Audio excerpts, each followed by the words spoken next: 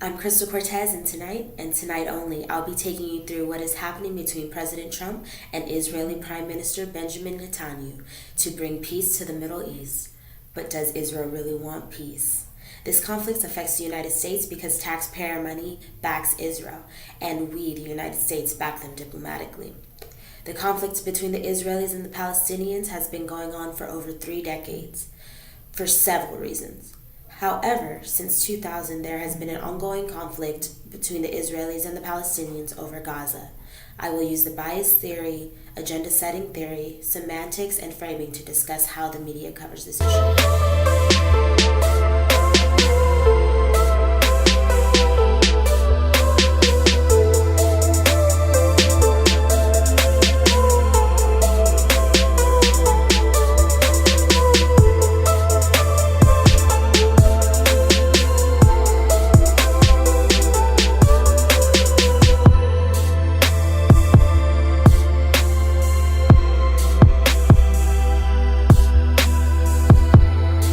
1967, Israel occupied Gaza after it was acquired from Egypt.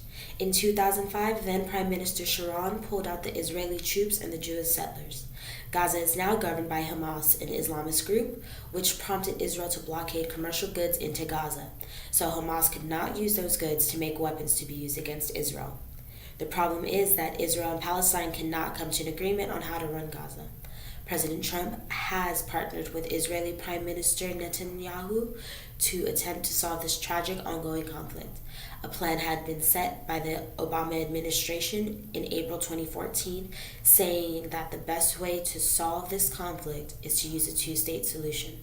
President Trump has recently said that he is open to whichever option will make both parties happy, being it a one-state or a two-state solution. Israel is considered a democracy under the rule of a prime minister, Benjamin Netanyahu. In the beginning of Israel journalism, they were a partisan press. The Israeli newspapers had clear affiliation with political parties, which determined their agenda. Towards the end of the 1980s, the partisan papers began to close down as a result of economic and other reasons. 3 national daily newspapers survived, and they were owned by few families. This led those families to a great amount of power, which gave them the ability to influence the national and media agenda. Israeli journalists use a code of ethics. Israeli journalism focuses on the fundamental issues of the day. They monitor the government and provide political information to their readers. According to Ruvik Rosenthal, Ministry of Foreign Affairs, in general, Israeli society comprehends that a free and robust press is crucial to the existence of a strong democracy and a value worth fighting for. Instilling recognition of dangers of trying to place restrictions on the press and an understanding by public of the role played by the Israeli media, even under trying conditions, are a part of Israel's challenge in meeting its vision to become a true democratic nation. How does President Trump plan on helping, you ask? From presidents before him, there have been 2 options that were always given: the popular two-state option and the not-so-popular one-state solution. The two-state solution would make both Israel and Palestine independent. This is more the popular approach. The solution involves separating the Palestinians and the Israelis to run their 2 states how they choose. On the other hand, we have the one-state solution, which would merge Israel, the West Bank, and Gaza. This one is a little more difficult because the Arab Muslims would outnumber the Jewish population, which would make the new Israel a Muslim state. With this conflict having gone on for so long and very little media coverage, does that change the way things are playing out with Israel? To help analyze the coverage of this issue, I created the following research questions. 1. How did the U.S. and Middle East media cover this issue? And 2. Why hasn't there been much media coverage on this issue in the United States? To answer these 2 questions, I gathered 11 articles from sources in the United States and several sources in the Middle East. The main sources were from Israel. The domestic sources are from the New York Times, CNN, Fox News, CBS News, and ABC News. The foreign sources used were Middle East Eye, J-Post, Jewish Virtual Library, Times of Israel, and Breitbart. I conducted the analysis by reading the articles and watching videos and separated them by common themes. I collected my articles from January 22nd, 2017 to March 30th, 2017. And I'm sure you much would have preferred to be ambassador when there was somebody that was this friendly to Israel and vice versa. The two-state solution has been in the lexicon of diplomacy for a couple of generations now, but the point that Netanyahu made, your prime minister, is that the two-state solution only works if both sides are democracies or committed to democracy. Clearly, the Palestinian, where you're talking about Hamas or the Palestinian Authority, they don't have a background. Next, I'll take you through an analysis of my two research questions. The first being, how did the United States and Middle East media cover this issue? A main issue that came up over several of the articles, both foreign and domestic, is a relationship that former President Obama had with Prime Minister of Israel. They didn't have a very positive relationship for the simple fact that the Obama administration was very adamant that Israel stop building settlements.